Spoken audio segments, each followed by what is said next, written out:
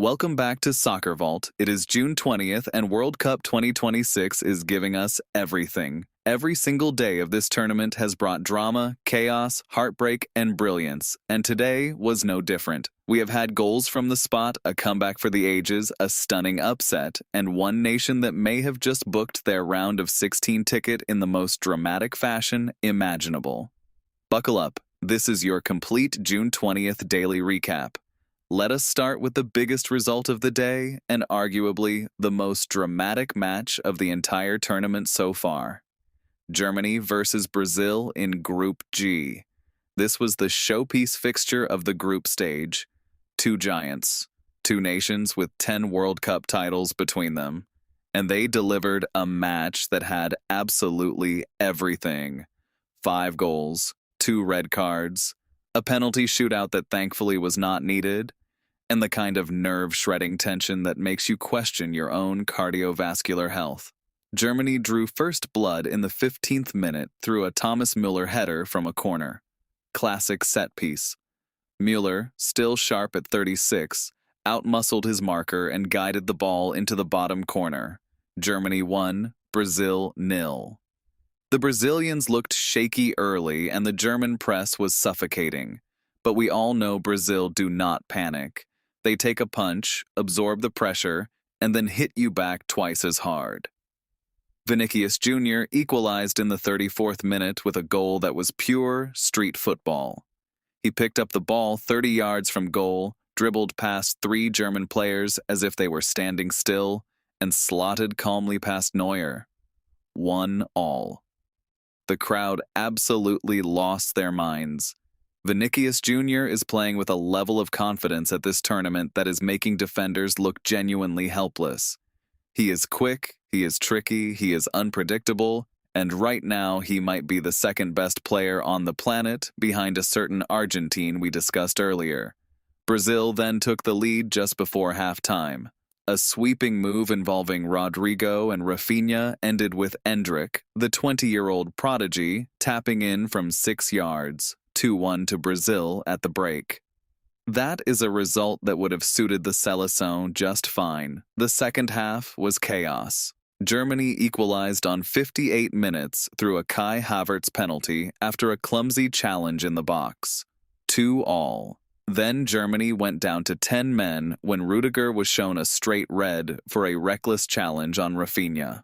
Brazil pushed hard for a third with the numerical advantage, had 2 shots cleared off the line, and somehow could not score. Then, in the dying seconds, 92nd minute to be precise, Germany won a penalty of their own after a handball in the box. VAR awarded it after a 5-minute review. Absolute bedlam. Manuel Neuer's opposite number, Alisson Becker, saved Kimmich's penalty. 2-2. The final whistle blew moments later. Both teams share the points.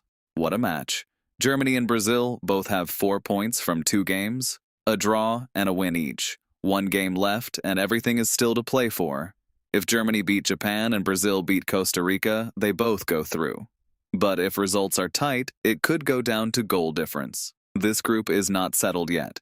Now over to Group H, where Spain suffered another unexpected blow. Their match against Morocco finished 1-1, and the manner of the result will be deeply concerning for Luis de la Fuente. Spain dominated possession, over 70%, but could not break down a brilliantly organized Moroccan defense. The goal they conceded was a sucker punch on the counter, finished coolly by Youssef and Nasiri in the 67th minute. Spain equalized through Pedri with a beautiful long-range effort, but they simply could not find a winner. Spain now have 2 points from 2 games. They beat Portugal in the opener. Yes, the Iberian derby produced the shock result of the tournament in the first week, but now they are looking fragile. Fabian Ruiz is not in the form we expected. Their press is not as intense as it was under Luis Enrique, and their finishing has been wasteful. They still have a chance to qualify, but they are going to need a convincing win in their final group game. In Group E, Colombia had an impressive 2-0 victory over New Zealand. Cuadrado, still a menace at 38 years old, set up both goals and ran the show from right back. James Rodriguez looked sharp in midfield, dictating play with his trademark elegance. Colombia will be a very dangerous team in the knockouts if they make it through, and right now they look on track to do exactly that. And finally, a mention for Japan, who produced one of the biggest surprises of the day with a 1-0 win over Saudi Arabia in Group G. The goal came from a stunning free kick by Takefusa Kubo in the 78th minute. A swerving, dipping effort that the goalkeeper had absolutely no chance with. Japan now have 3 points and are in real contention to reach the last 16. This is exactly the kind of football that makes the World Cup the greatest sporting event on the planet. No one is safe, no result is guaranteed, and on any given day, anyone can beat anyone. Let us also take a moment to appreciate the broader picture of this tournament. We are now 9 days in, and the group stage is reaching its climax. Every team has played at least 2 games. The contenders are starting to separate themselves from the pretenders. And what is becoming abundantly clear is that this World Cup is going to be one for the ages. The standard of football on display has been breathtaking. Tactical intelligence is everywhere. Individual quality is extraordinary. And the sheer competitiveness of the expanded 48-team format means there are genuine surprises happening in every single group.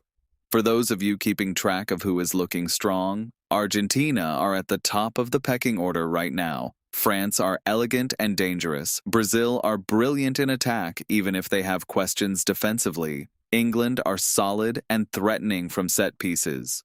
Portugal are angry and motivated after their early setback. And the dark horses, Japan, Colombia, Mexico, are all showing they belong at this level and should not be underestimated as we approach the knockout rounds.